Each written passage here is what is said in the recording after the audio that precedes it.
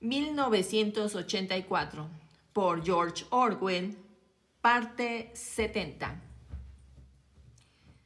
Se le reconocía fácilmente, pero ya no era la misma persona. Se le había enderezado el cuerpo y parecía haber crecido.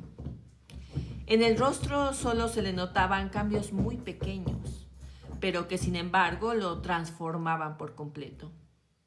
Las cejas negras eran menos peludas, no tenía arrugas e incluso las facciones le habían cambiado algo.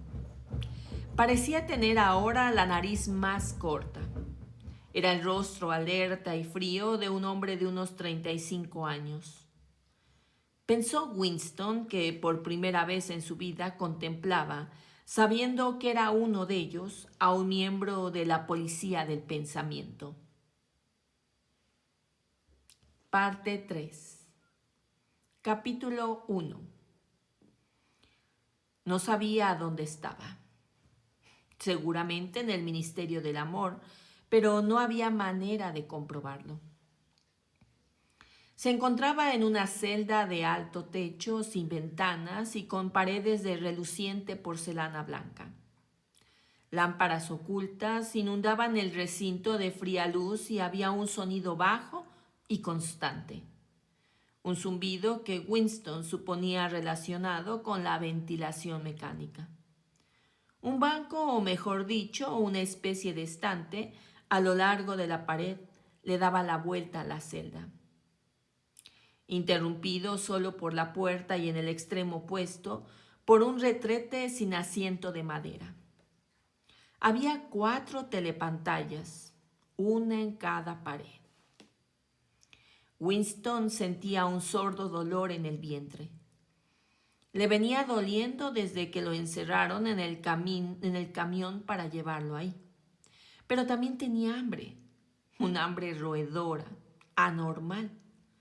Aunque estaba justificada, porque por lo menos hacía 24 horas no había comido, quizá 36.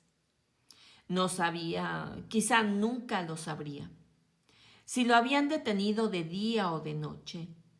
Desde que lo detuvieron no le habían dado nada de comer.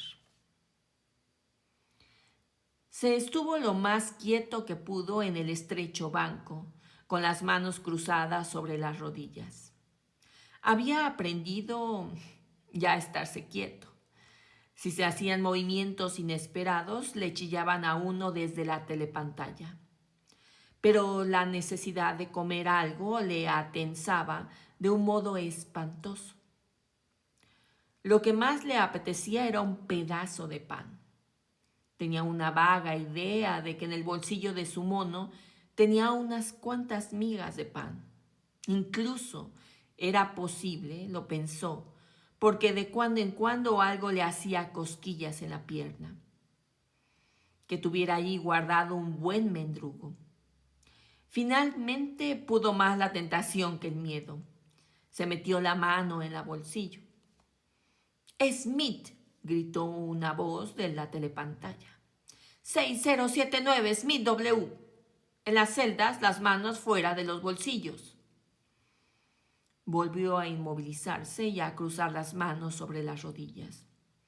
Antes de llevarlo allí, lo habían dejado algunas horas en otro sitio que debía de ser una cárcel corriente o un calabozo temporal usado por las patrullas.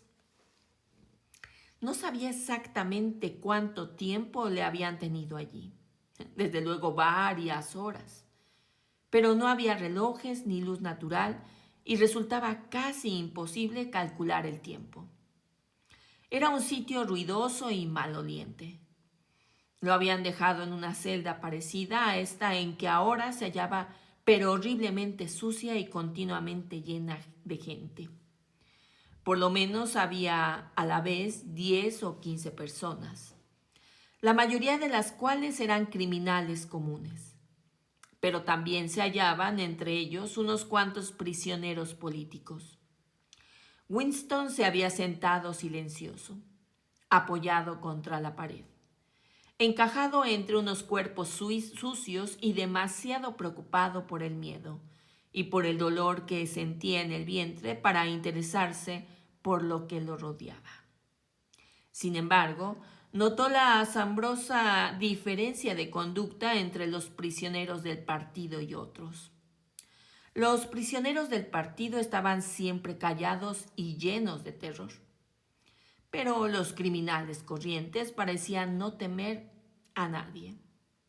Insultaban a los guardias, se resistían a que les quitaran los objetos que llevaban, escribían palabras obscenas en el suelo, comían descaradamente alimentos robados que sacaban de misteriosos escondrijos, de entre sus ropas, e incluso le respondían a gritos a la telepantalla cuando ésta intentaba restablecer el orden. Por otra parte, alguno de ellos parecía hallarse en buenas relaciones con los guardias. Los llamaban con apodos y trataban de sacarles cigarrillos. También los guardias trataban a los criminales ordinarios con cierta tolerancia, aunque naturalmente tenían que manejarlos con rudeza. Se hablaba mucho allí de los campos de trabajos forzados a donde los presos esperaban ser enviados. Por lo visto, están bien en los campos siempre que se tuvieron ciertos apoyos y se conociera el tejemaneje. Había allí soborno, favoritismo e inmoralidades de toda clase.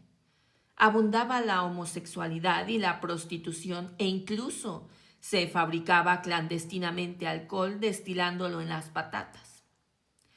Los cargos de confianza solo se los daban a criminales propiamente dichos, sobre todo a los gángsters y a los asesinos de toda clase, que constituían una especie de aristocracia.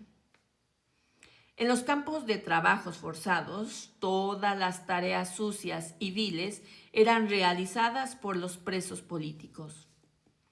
En aquella celda había presenciado Winston un constante entrar y salir de presos de la más variada condición.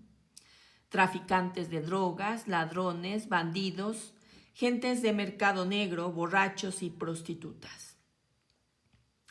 Algunos de los borrachos eran tan violentos que los demás presos tenían que ponerse de acuerdo para sujetarlos.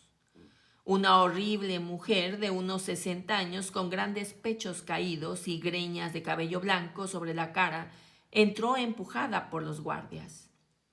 4 de estos la sujetaban mientras ella daba patadas y chillaba. Tuvieron que quitarle las botas con las que la vieja les castigaba las espinillas y la empujaron haciéndola caer sentada sobre las piernas de Winston. El golpe fue tan violento que Winston creyó que se le habían partido los huesos de los muslos. La mujer les gritó a los guardias que ya se marchaban. ¡Hijos de perra! Luego, notando que estaba sentada en las piernas de Winston, se dejó resbalar hasta la madera. «Perdona, querido», le dijo. «No me hubiera sentado encima de ti, pero esos matones me empujaron. No saben tratar a una dama». Se calló unos momentos y después de darse unos golpecitos en el pecho, eructó ruidosamente. «Perdona, chico», dijo. «Yo ya no soy yo». Se inclinó hacia adelante y vomitó copiosamente sobre el suelo. «Esto va mejor», dijo, volviendo a apoyar la espalda en la pared y cerrando los ojos. «Es lo que yo digo. Lo mejor es echarlo fuera mientras esté reciente en el estómago». Reanimada, volvió a fijarse en Winston y pareció tomarle un súbito cariño. Le pasó uno de sus flácidos brazos por los hombros y lo atrajo hacia ella, echándole encima un pestilente vaho a cerveza y porquería. «¿Cómo te llamas, cariño?», le dijo. «Smith, Smith», repetía la mujer. «Tiene gracia. Yo también me llamo Smith. Es que», añadió sentimentalmente, «yo podría ser tu madre». En efecto, podía ser mi madre, pensó Winston. Tenía aproximadamente la misma edad y el mismo aspecto físico, y era probable que la gente cambiara algo después de pasar 20 años en un campo de trabajos forzados. Nadie más